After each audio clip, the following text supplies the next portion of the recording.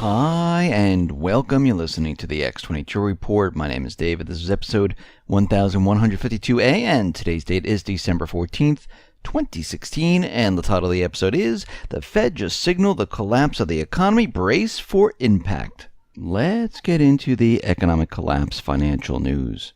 Now, when we look around the world, we see the people are choosing to move away from the establishment, the elite, not just here in the United States, but we're seeing it in Italy where they had the referendum. We saw it in the UK where they had the Brexit. And we see it here in the United States, and we can see the establishment is reeling right now because they don't want to give up power. And remember, the central bankers, the establishment, the elite, they don't want to give up power whatsoever. They will continually try to fight to get what they want. And we're already seeing this Russian hacking spreading across the globe. I mean, in Germany right now, they're saying their presidential elections, well, they might be hacked. In the UK, we have a former Labour member of the parliament saying that, Russian hacking might have swayed the EU referendum vote in favor of Brexit. And this is coming from Ben Bradshaw. He's joined the parade.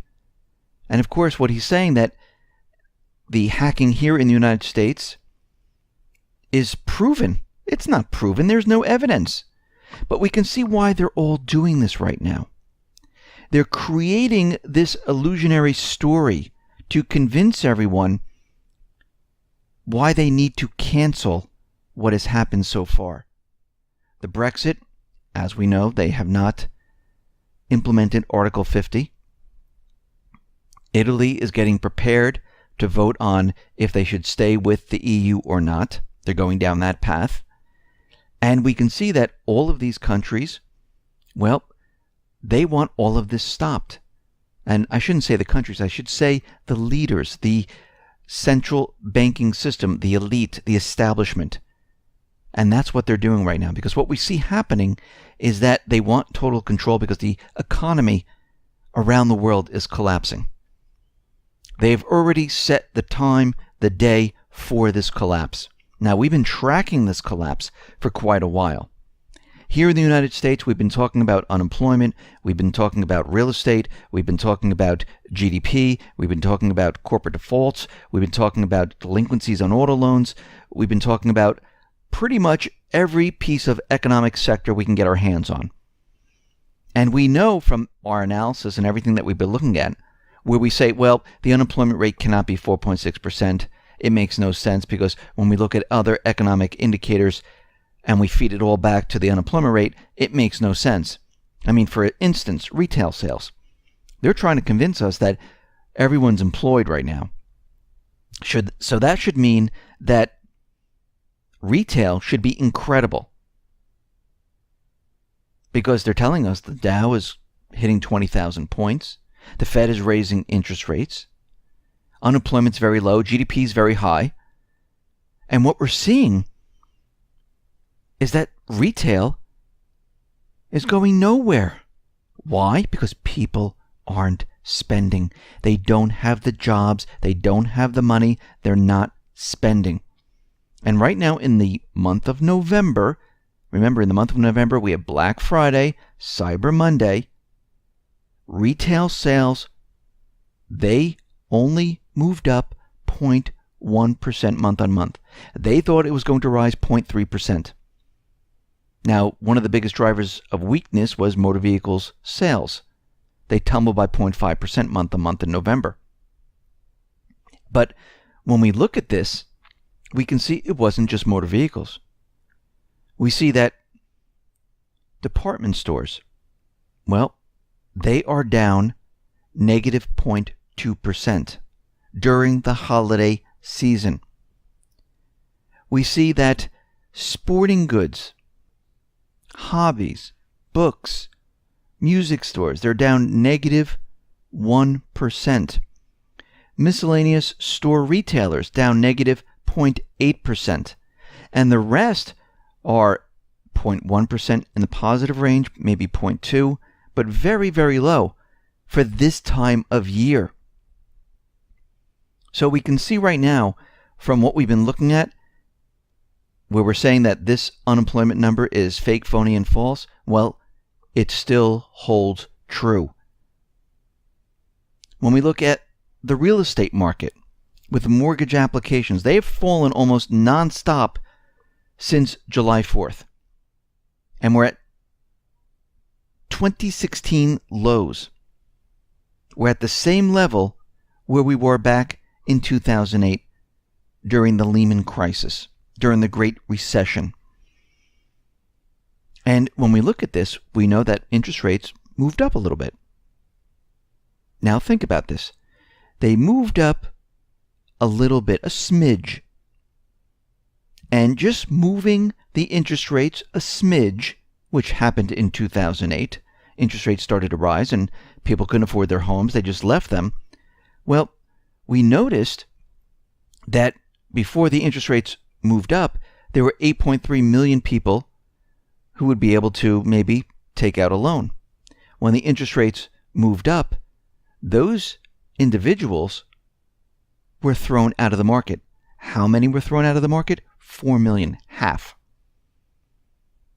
So this is a problem for real estate, because if interest rates continually rise, this is going to be a huge problem. Now, it's not just real estate, because remember, there's new construction, there's lumber, there's concrete sales, there's sheetrock sales, there's electricians, there's appliances, there's furniture.